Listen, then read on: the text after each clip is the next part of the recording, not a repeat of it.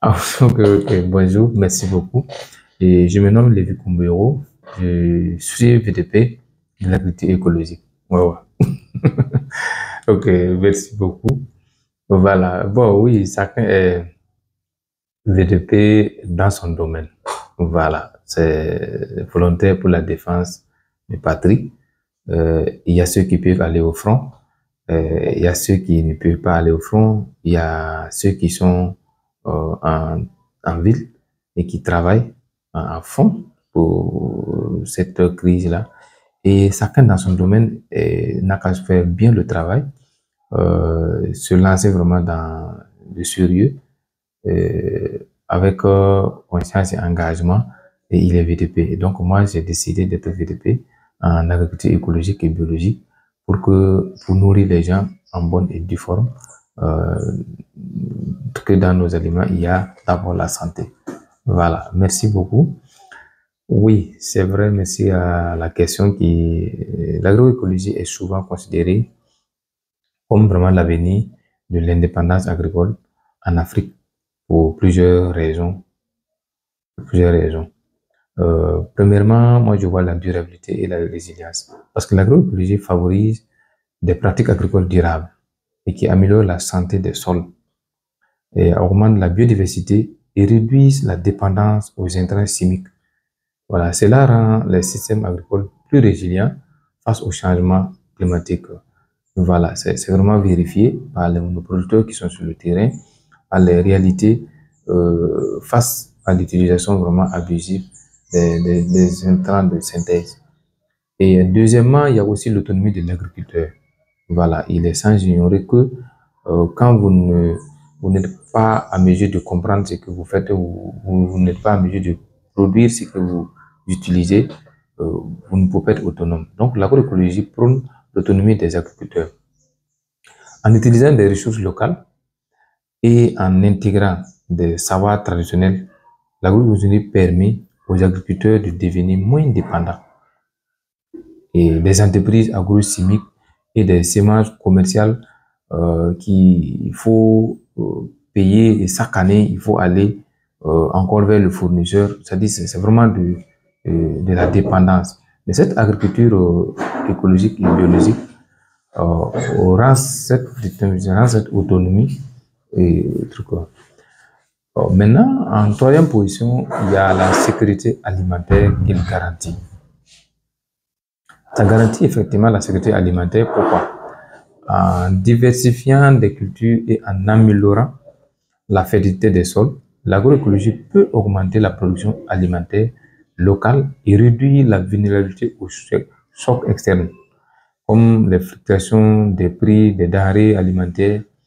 L'agroécologie permet vraiment c'est-à-dire ça prend en compte l'inclusion agricole, c'est-à-dire le bas peuple et tout quoi, le petit producteur et le grand producteur. Le petit producteur est capable de s'auto sécuriser de façon alimentaire parce qu'il y a des rudiments locaux qu'on apprend à ce qu'ils puissent vraiment euh, échapper cette crise alimentaire.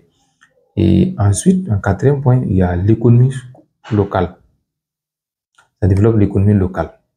Bien sûr que ça développe l'économie locale. Nous, ici, avec la structure AgroPac Burkina, nous avons travaillé à mettre en place des biointrants, mais c'est la vente de ces biointrants nous répond favorablement, et ça, depuis la mise en place de ces biointrants, et nous avons en tout cas une marge bénéficiaire qui croit, on a quand même certaines dépenses qu'on arrive à surmonter sans vraiment faire recours à tout moment à des prêts en banque. Voilà, donc en promouvant des marchés locaux davantage et des circuits courts, l'agroécologie peut stimuler les économies rurales et créer des emplois locaux. Voilà, parce que tout est, et ce sont des savoirs endogènes, donc automatiquement ce sont des emplois locaux qui ça crée.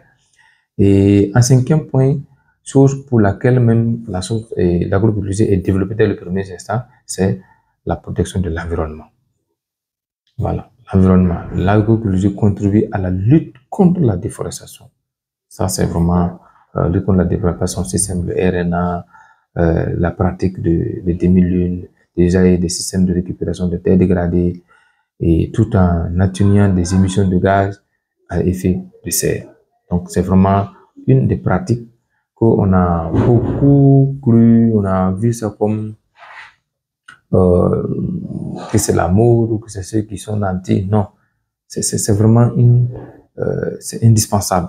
Si nous voulons une durabilité de l'agriculture, il faut qu'on s'attelle à cette innovation, à cette technologie qui est l'agroécologie. Ça répond pratiquement les besoins de l'Afrique.